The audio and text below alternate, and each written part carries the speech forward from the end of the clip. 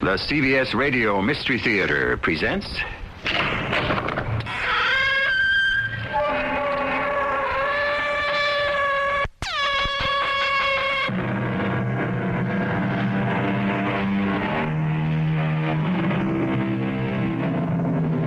Come in. Welcome. I'm E.G. Marshall. Mention second sight, forecasting the future, fortune-telling. And what springs to mind? The gypsy. Yet strangely enough, the gypsy himself, or herself, would tell you that fortune-telling is a gimmick, not an innate talent or a gift. For the true seer, if there is such a thing, it could only be a curse.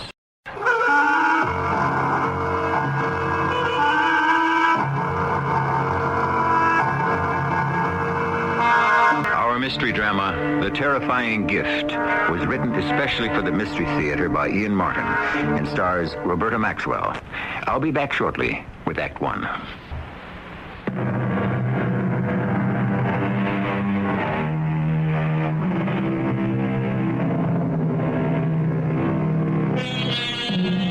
Most of us live relatively uneventful lives. Would you, if you had a free choice, exchange the safety of your day-to-day life for a magic gift that would make you someone incredibly special, like no one else in the world? Before you answer that, let's have a look at Martha Harriet, who never asked to be special, but was selected by fate to be granted a boon most of us would give our eye teeth to possess. Or would we, if we could, put ourselves in her shoes? Hello? Don, it's Martha. Honey, where have you been? That's a long story. Oh, I hope it's a good one. Do you know I've been waiting for you to pick me up? Please don't be mad at me, Don. Something happened. Oh, I'm not mad for me, just for Sheila. Sheila? Yeah, you know we promised to be home early tonight to take her to the Girl Scout family dinner. Oh, I know, but I couldn't help what happened. Well, what did? Are you all right? Yes, I'm fine. Where are you?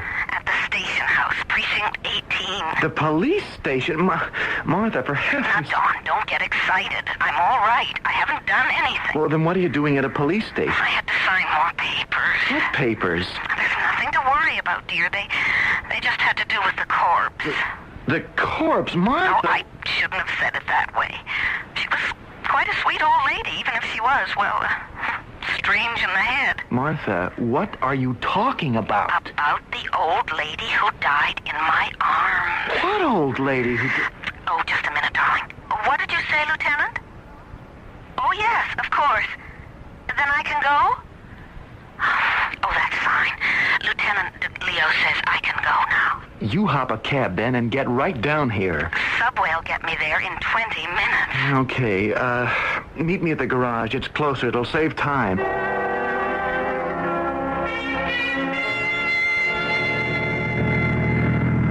Which way are you going? Tunnel and onto the belt.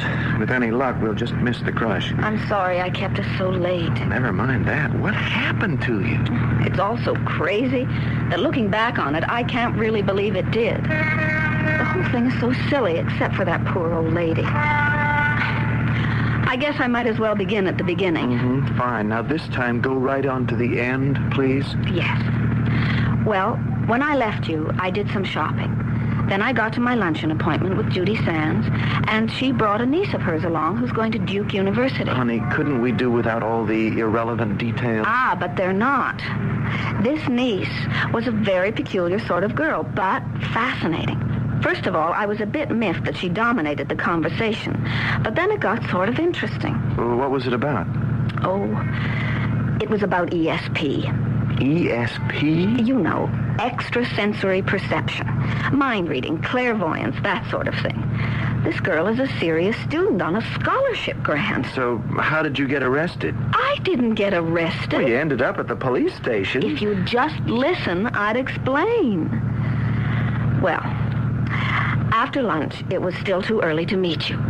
So I started wandering, window shopping, thinking of all the things that kid had said, when all of a sudden I spotted this little shop with Signora Buona Fortuna written across the top of the window.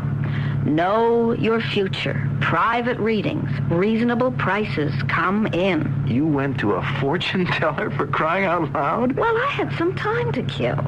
And it was the kind of thing we'd been talking about at lunch. And I was curious and... So, you went in? Yes. I couldn't help myself. I was drawn to it. I opened the door. There was a little old lady sitting. The oldest person I've ever seen. You wish a reading? Well, I don't know. I was just curious. Or who is not curious about what the future holds? Come closer, child. I'm not really sure I want to. Oh, you are very pretty. Yes, Bellina. Let me see the hands, please. I think maybe I'll change my mind. I don't really believe... Dio mio.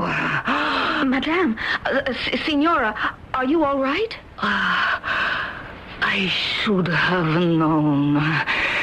He would send you at last. He? Who would send? The good Lord who watches over us all. Benvenuto, Luisa. Welcome home. Look, please, let me go. My name isn't Louisa, it's Martha Harriet. Oh, your name is Luisa Alberni Bonafortuna. No, please. My husband is waiting for me and... So you took the name of your husband, but before that... Before that, my name was Martha Banks. And before that, it was Luisa Bonafortuna. Now, you listen to me. I tell you the truth. There is only truth told here. But I'm not this Louisa, whoever she was. She was my granddaughter that I have not seen in 30 years. Oh, I'm sorry. Did she die? I never knew. Please, you must not be afraid. I am an old woman, sick and dying, and I have a gift for you. Oh, no, not for me. Now I can die in the peace I never thought to find. Your mother was Sophia Teresa, my daughter. You never knew her, just as no one ever knew your father. Sophia was wild, headstrong. When she found that she was carrying you, she waited to bring you into the world. But she never wanted you. So, when you were 6 months old, without my knowing, she sold you. Sold? There are always people who want to adopt a baby. Oh, no, Avocado arranged it for her, and she went back to the old life. You couldn't stop her? I didn't know till too late.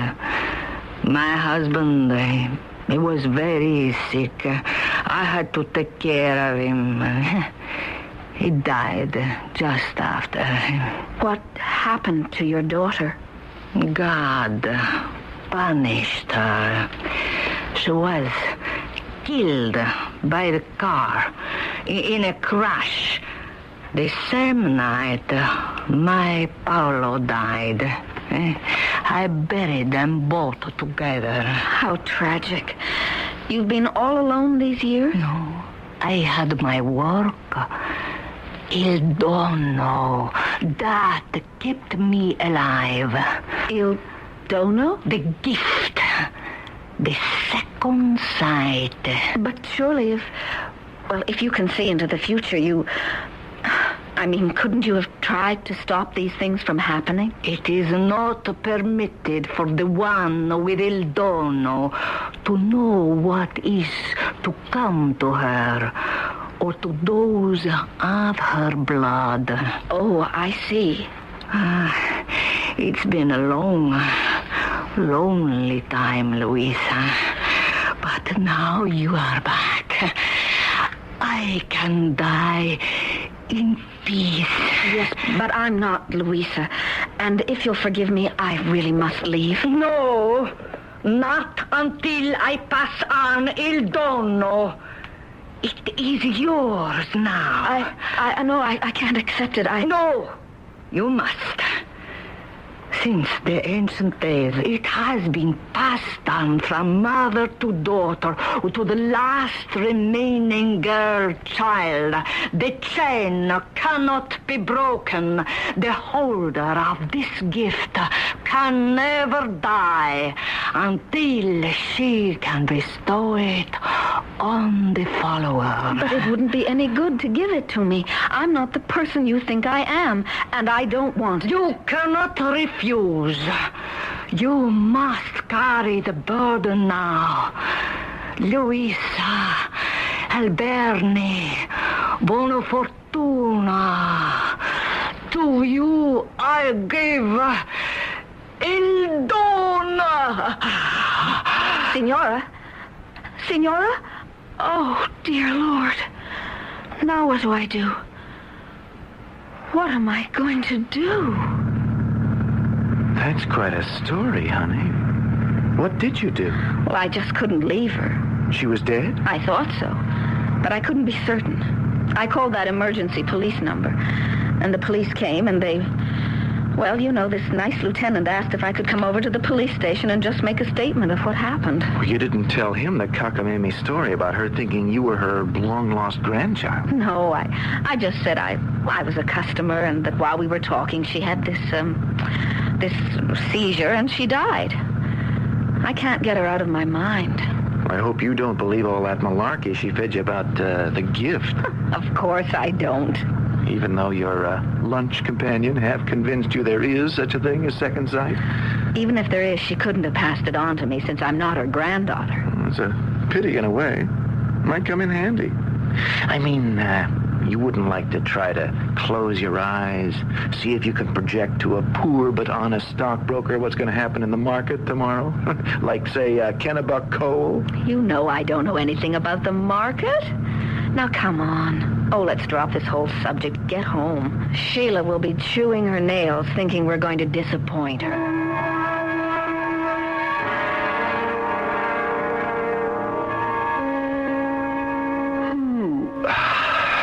You want anything before I turn out the light? No, darling. It was a nice night, huh? Sheila was happy. Yes, she's growing up so fast. I wish... What, Martha? I wish we could have more children. One is so fragile an extension of us, of what we are. Yeah, we've been down this road too often before, darling. We can always adopt. Is that what you want? No, I just want to protect what... What is it, dear?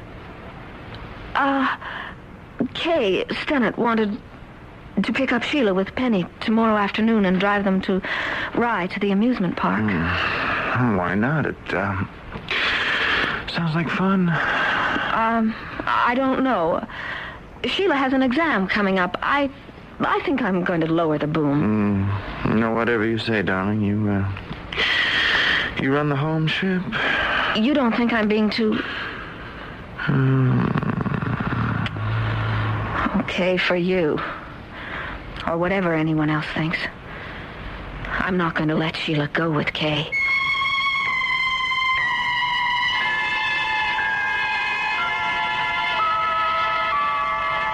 Hello? Oh, Amelia. This is Mrs. Harriet. Could I speak to Mrs. Stennett, please? What? When? On the way back from Playland? Oh, well, how serious? They were sideswiped by a truck? Kay is all right, But Penny is dead. Oh, how awful. Oh, yes, I'll contact the hospital myself. I saw the whole accident in my mind. Thank the Lord I didn't let my little Sheila go along. But could I have stopped it? Did I really know it was going to happen?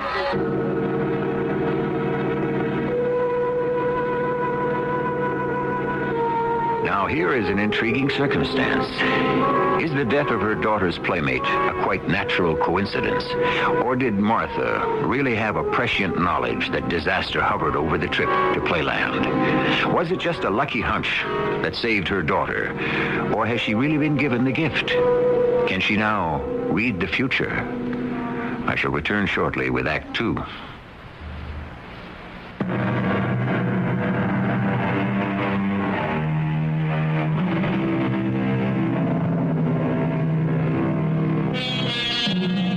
If you were offered the privilege of looking down the long tunnel of the future, would you accept it? There are obvious advantages. You could put every cent you owned on the long shot that would make you a millionaire. But what of the obverse side of the coin? A vision of the obituary column in the next day's edition of the paper, or next month's, listing your husband, your child, or even yourself. Would you really want this knowledge? Hi, Martha. How was your day? Rugged. Oh, what happened? Let's get out of this rat race before we talk. Oh, you got me worried, hon. That's nothing compared to the stew I'm in. How was your day, breadwinner? Hey, super. One of the best days of my life. Thanks to you. Thanks to me. Well, sort of. Obliquely. Remember I was kidding about Kennebuck Coal? What? A stock I own. Oh, yes. Well, guess what? I followed my hunch and sold it short. This afternoon, it went south. Went south? Yeah, the bottom fell out of it. Went down 10 points by closing. By tomorrow, it'll hit the floor.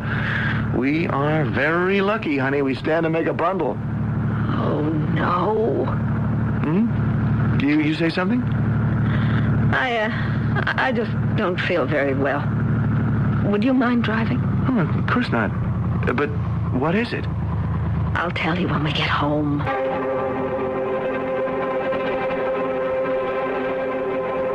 You saw the accident? I don't know how else to say it, Don. It was last night when we were going to sleep. And I closed my eyes, and suddenly it was all there. The truck cutting in on Kay's car, spinning out of control, and then the crash and Penny. Yes, what about Penny? I knew she was dead. Don't you understand? I knew Kay was all right, but that Penny was dead. Just as Sheila might have been if I'd let her go along. I saw it. I knew it. Honey, what's the matter? Don't get so upset. You look scared. I am scared, Don. Of what? Of what happened yesterday. You mean you think that old gypsy fortune teller, whatever she was, put some kind of whammy on you? Oh, come on, honey, that's silly. Is it? Is it, Don, after my seeing Kay's accident before it happened? Oh, sure it is. You were dead tired and rattled last night after a pretty harrowing experience. That poor old dame dying practically in your arms like that made the rest of the nonsense haunt you. But I knew there was going to be an accident. Oh, you just had a hunch. Like I did about the stock. Come on, you can't read the future. You don't have second sight any more than I do. I hope you're right. Well, how's Sheila taking the accident? She's devastated. Penny was her best friend. Where is she? In her room, resting. Dr. Schultz told me to give her a sedative. Maybe I'll look in on her. That would be nice. That old lady making me out to be somebody else, giving me all that mumbo-jumbo about being her granddaughter and the gift and... Don, would you mind if I booked a flight to Cleveland tomorrow and flew out to see my mother? Well, what for? I think for my sanity, I've got to find out from her who I really am.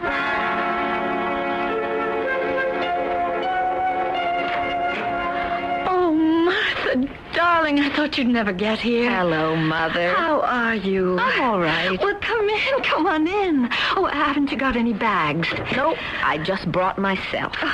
I've been on pins and needles all morning waiting for you to get here. I told you the plane wouldn't get in till nearly 11. I know, but it just seemed to take you forever to get here from the airport.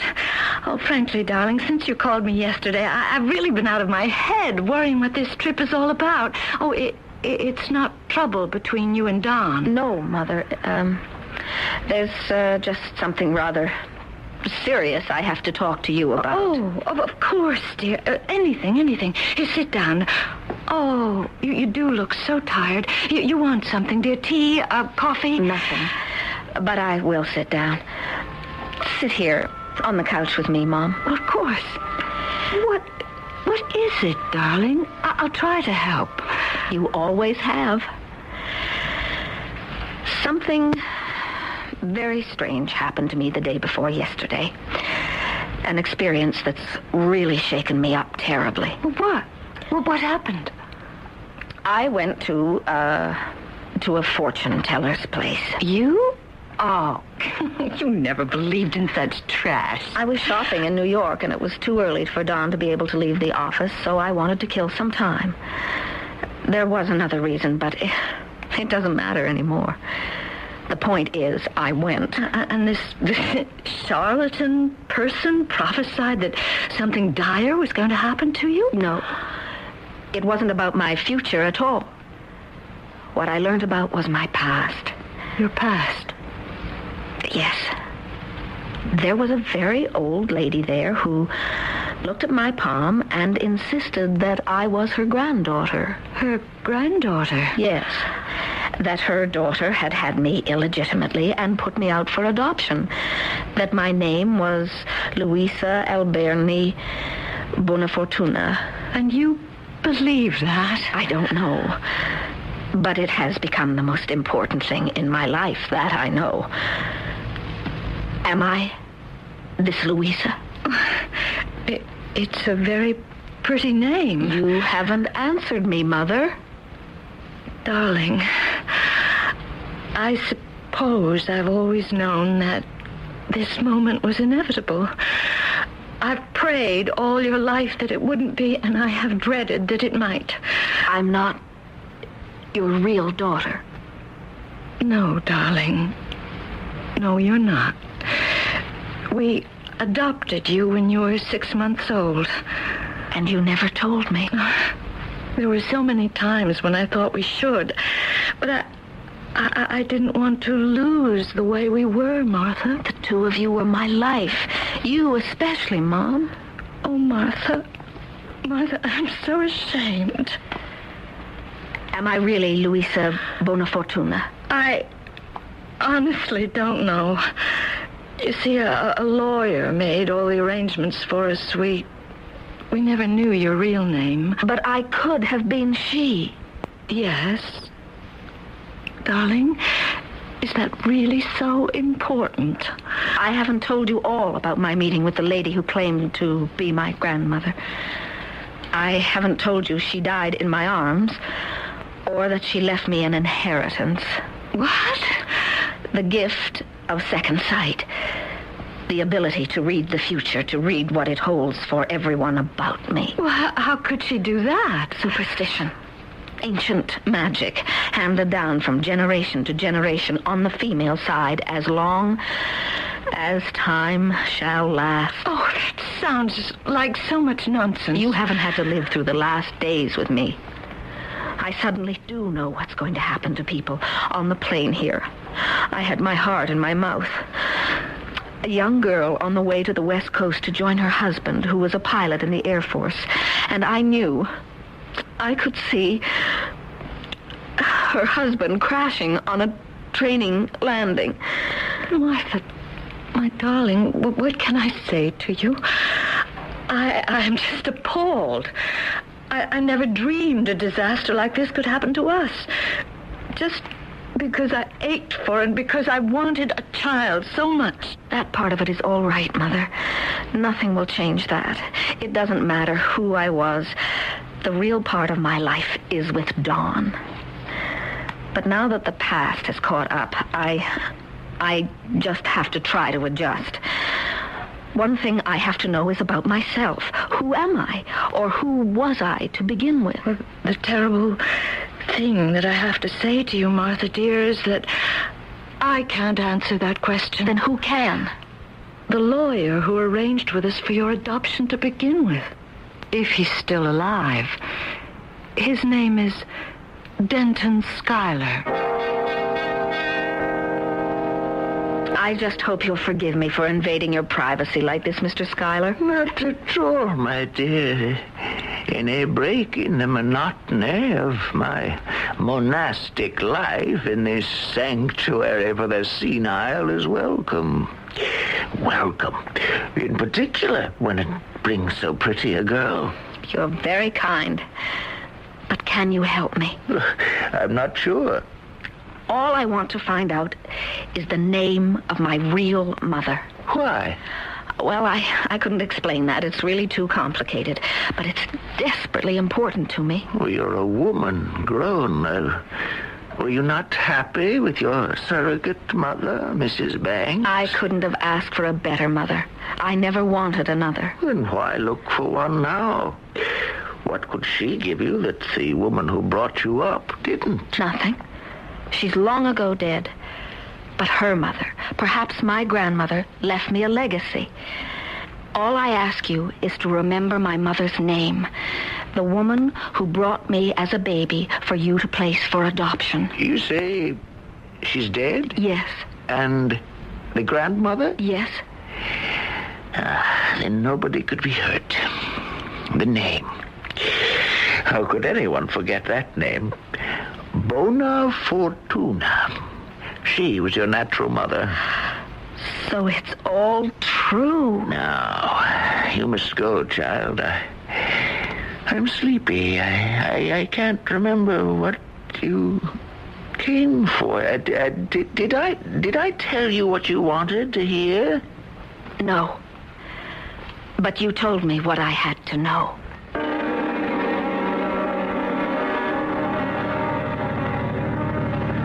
What now, Martha, darling? Oh, just take me to the airport, Mother. I've got to get home. But I'll worry about you. I'd rather you pray for me. Why? This legacy from my family, now that I know it's mine. It's no gift. It's a curse. I'll just have to try to learn to live with it. If you really can foretell the future, dear, there must be some good things about it. Yeah. At least I can reassure you that the plane I'm going to fly in won't go down.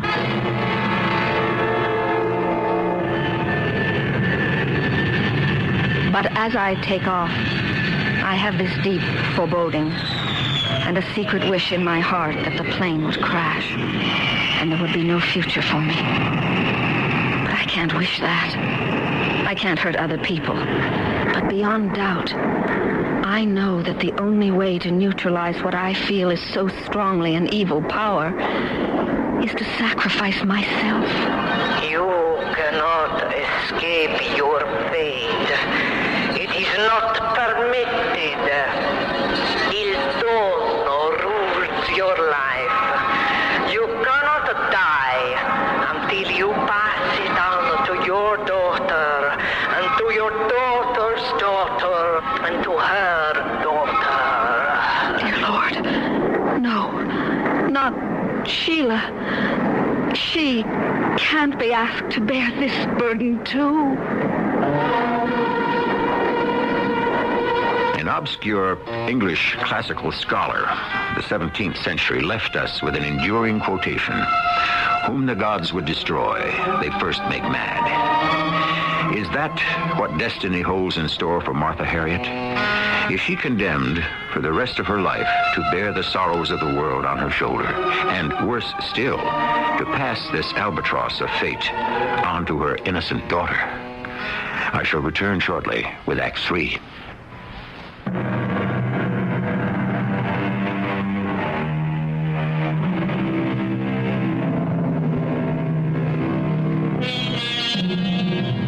Martha's future is as dark and speculative as all of ours. It's only other people's she can read. And what use is it to tell someone he's going to be lucky? Let him enjoy it when it comes, or to warn him of future mishaps, which the inexorable law of fate will not permit him to escape. Martha is right. Il dono is no blessing. It is a curse. Be reasonable, Martha. I've lost the capacity to be reasonable, Don. It can't help us. I can't read our stars. That's a closed book to me.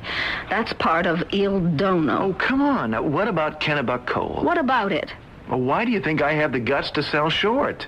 You said it was on a hunch. Your hunch. But it was a hunch I'd never have had if I hadn't known you could somehow see I was right. Now, let me tell you something. You can thank heaven we climbed out of it. You must know how extended I am, how near we are to the ragged edge. No, Don, I don't. Being a stockbroker's a chancy business. Now, if I can't swing something big soon, the firm may be in serious trouble. I'm asking you to help me, to help us. I'm trying to explain to you that I can. Can't or won't? Don, please, darling, don't press this. I have to make you understand. Now, how much is it going to drop tomorrow? I won't tell you. Oh, this time it won't. That means you do know, right? Don, for pity's sake, help me. Don't fight me. It can't be used for me or anyone close to me. Well, you knew that Kay and Penny were going to have the accident. Oh, don't remind me of that. Yes, I knew about them. I didn't see Sheila in it. If she'd been a victim, too. Don't you understand? I wouldn't have. That's the blind spot. But you can shut your eyes and see tomorrow's stock reports. You can tell me about those. No. Even if I could, I wouldn't. Don, please, I don't want this power. I don't even want to believe I have it. It's only destructive. Look what it's doing to us. We're quarreling seriously for the first time in our marriage. You actually hate me right at this moment. I think as long as you've been struck by lightning, you might as well use the gift you have. And all I want to do is to get rid of it. Or better still, to prove that it was all a delusion, a sort of sickness. And how do you propose to do that? I've made an appointment with a psychiatrist. Let's see what he can do for me.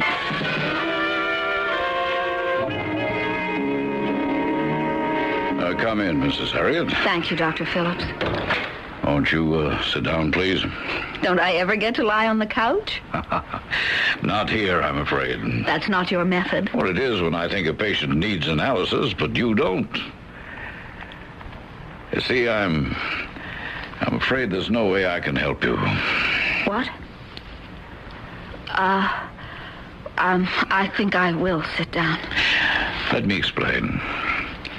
When you first came to me last week, I was confident that I would be able to help you. During that visit and your 2 subsequent visits, I reviewed in depth your medical history, your mental state, your psychiatric balance. And I found that you were an eminently healthy, well-balanced, intelligent young woman. With one very large problem that upsets all that. Yes, and the most intriguing one. I must admit that in my practice I had never encountered such a strange and persistent hallucination. But I found myself at a loss to diagnose its cause. Maybe foreseeing this terrible accident in which my friend's little girl was killed was just overprotectiveness on my part because Sheila is an only child. And foretelling the stock report? Could have been a lucky guess. And the things that you foresee happening to everyone you come in contact with that you can't shut out of your mind? I don't really know that they're going to happen. I could just be guessing. That old woman had such a blazing intensity that perhaps she just mesmerized me into believing that I have a power I don't have, that I don't want. Yes, I can understand that. But it isn't something you can run away from. I don't want to run. I want to face it and get cured. Clear this obsession or whatever it is out of my mind. I'm afraid you can't do that.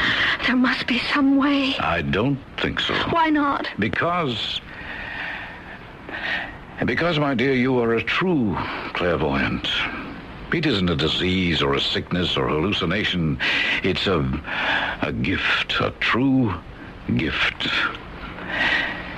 Mrs. Harriet, do you remember on your last visit I asked if you minded submitting to hypnosis? Yes, of course. Well, while you were under, I asked you a series of questions about events that would happen between then and this visit. I asked you to visualize a newspaper and read me the headlines you saw and the makeup of the front page. Well, here it is. Today's paper. Just as you saw it and read to me word for word 3 days ago. No.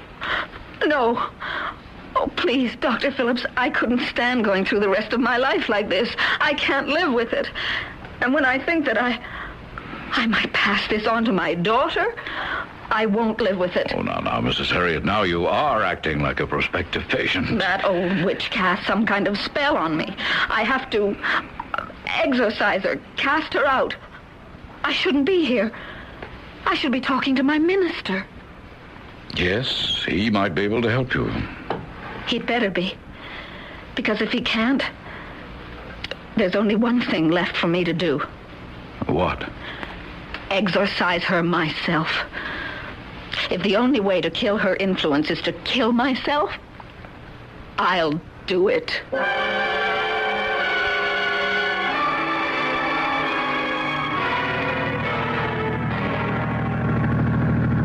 Why not end it all right now? One turn of the wheel and the car goes through the guardrail and down the mountain into the river. Not for me, for Sheila. Why not? Because you can't. Signora! Grandmother, please, help me. Free me. I can't, cara mia.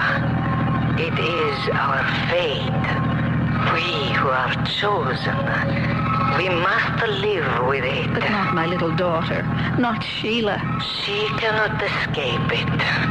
You must pass it on. I won't.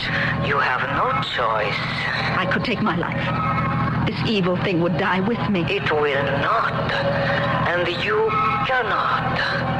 Try to turn the wheel. I can't. So, you must live with it. And your daughter and hers through the end of time, as it is written in the book. What book? The book of fate. The book of the devil. Oh, Lord, please help me.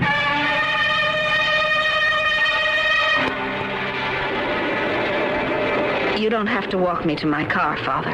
It's going to rain. Oh, well, dear me, it has clouded over, hasn't it? Bleak and ugly like your mood, my child. And I think I will see you to your car. I have a few things left to say. But no way to help me except tell me to pray. Well, there are only two who can help you, my dear. God and yourself. Come on. Let's go before the rain. I've tried everything. There's no way I can help myself. I can't live with it, Father. The pain, the suffering. You can't understand. You know, when I was a young priest and I first began to hear confessions, I thought, too, that I couldn't live with all the burdens people brought to me, bearing their souls and their hearts till I was filled to bursting with their guilt and their remorse and their anguish. And for a long while, I thought I would turn my back on the cross and run out into the world where I could rid myself of the problems of others. And then, you see, I remembered the other side of my mission. The help I could bring, the balm of peace I could bring to so many troubled souls. And it balanced out. Can you not find an equation like this in your life? This power I have is evil. I'm possessed. You were my last hope. Well, I still am. You couldn't offer me any assistance. Oh, something dramatic, like an exorcism? No. The church would not permit me, my child, without proof that you are invested by a demon. But I am. This power is evil. Or a gift from God. that only He can take away. How? Through prayer. I need something stronger than that. Now, what could be more powerful than prayer? I don't think either of you would like my prayer. You don't have to satisfy me, my dear. Only the Lord. Then I would say, please, Lord, free me from this curse. Or if you will not, since I cannot do it myself, reach out and strike me dead.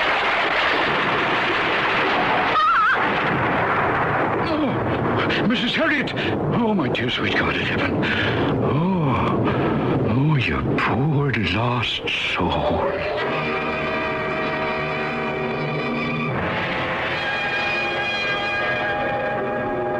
Hi, darling. Don. All ready to go home, they tell me. Yes, darling. Hold me. Just a moment. Oh, just a lifetime. Oh, my darling, it's a miracle. It's a miracle, all right. The lightning didn't hit you directly. It was just a sort of ricochet. There's no brain damage at all. It did affect my brain in one way. Well, how? I guess it's like a short circuit. It burned out one fuse. What? Ask me what tomorrow's headlines are, or the stock listings, or anything in the future. All right. I'm asking. I don't know. I haven't even the faintest idea. I'm back to myself again. That's the best miracle of all.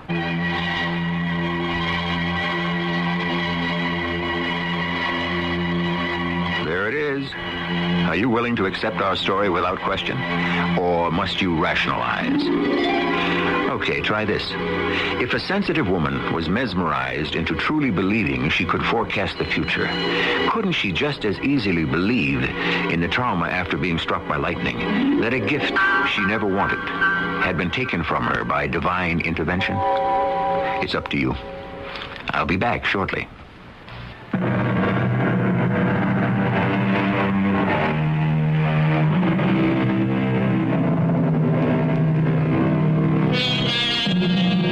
One final word. Perhaps you read, as I did a few weeks ago, of a man, a deaf-mute, who was struck by lightning and lived.